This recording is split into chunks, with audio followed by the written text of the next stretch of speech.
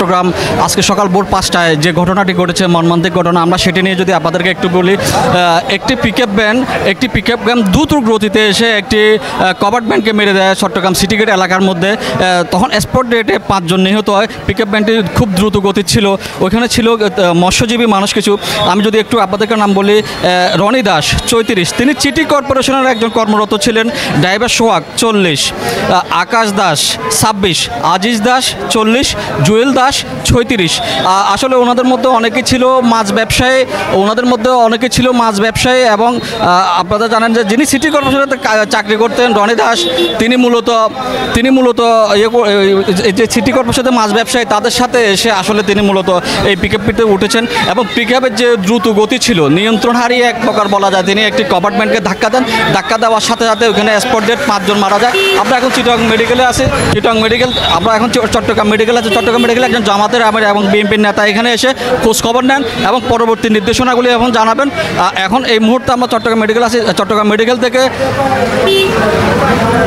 মেডিকেলে জামাতের আমির আসেন এবং প্রতিটি পূর্ণাঙ্গভাবে খোঁজ খবর নেন এবং ক্ষতিপূরণের দেওয়ার আশ্বাস দেন। এবং আপনারা জানেন গতকাল রাত প্রায় 4:30টার সময় আমাদের বাড়ির পশ্চিম পাশে যে ফৌজদারস্থ হিন্দুদের একটা জেলেপাড়া আছে, ওই জেলেপাড়া তারা তাদের ধর্মীয় কার্য সম্পাদন করে সকালবেলা রিজিকের সন্ধ্যার মাছ কালেকশন করতে যখন যাবে প্রতিমধ্যে তারা অ্যাক্সিডেন্টে আহত হয়েছে, পরবর্তী নিহত হয়েছে। আমরা জানতে পেরেছি 5 জন নিহত হয়েছে, 4 জন খুব মুমূর্ষু অবস্থায় আছে। সুতরাং তাদেরকে সহায়তা দেওয়ার জন্য আমাদের চট্টগ্রাম মহানগরী সম্মানিত আমির এবং কেন্দ্রীয় সম্মানিত দায়িত্বশীল সহ আমরা বেশ কয়েকজন ভাই আমরা কিন্তু গিয়ে দেখে এসেছি, স্পটটা ঘুরে এসেছি এবং সংশ্লিষ্ট যারা ওসি আছেন ওর সাথে কথা বলে এসেছি। আর পাশাপাশি যারা আহত অবস্থায় এখানে আছে, নিহত অবস্থায় যারা আত্মীয়স্বজন আছে তাদের সাথে আমরা সার্বিক খোঁজ খবর নিয়েছি। আমরা অত্যন্ত ব্যথিত তাদের অবস্থা দেখে। আমরা চেষ্টা করব আমাদের সম্মানিত দায়িত্বশীলদের দিক নির্দেশনা অনুযায়ী কীভাবে সহযোগিতা করা যায়। উনি এখানে খবর নিতে আসছেন, প্লাস প্রতিটি বাড়িতে উনি খবর নেবেন এবং নিচ্ছেন ইনশাআল্লাহ। আর আমরাও আমাদের পক্ষ থেকে ইনশাআল্লাহ আমরা আলোচনা করে এই ক্ষতিগ্রস্ত পরিবারের সকল ক্ষতির জন্য আমরা সমবেদনা জ্ঞাপন করছি। যারা মারা গেছেন তাদের জন্য বিশেষভাবে শোক এবং শোকসন্তপ্ত পরিবারের প্রতি সমবেদনা জানাতে এসেছি।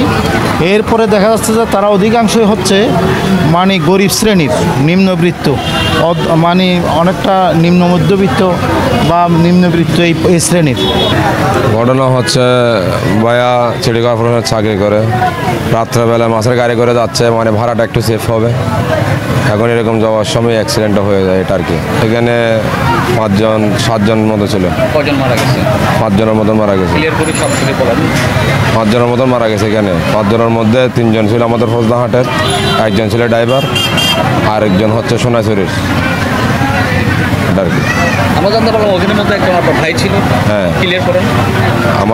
আমার ভাই একটা ছিল, ওর নাম হচ্ছে রনি দাস। ও সিটি কর্পোরেশনে চাকরি করে, ও ভাড়াটা সেভ করার জন্য রাত্রে ওদের সাথে চলে যাচ্ছিল আর কি। ওনার স্ত্রী এখন 4 মাসের অন্তঃসত্ত্বা। 4 মাস ওনার স্ত্রী 4 মাসের প্রেগনেন্ট চলতেছে না।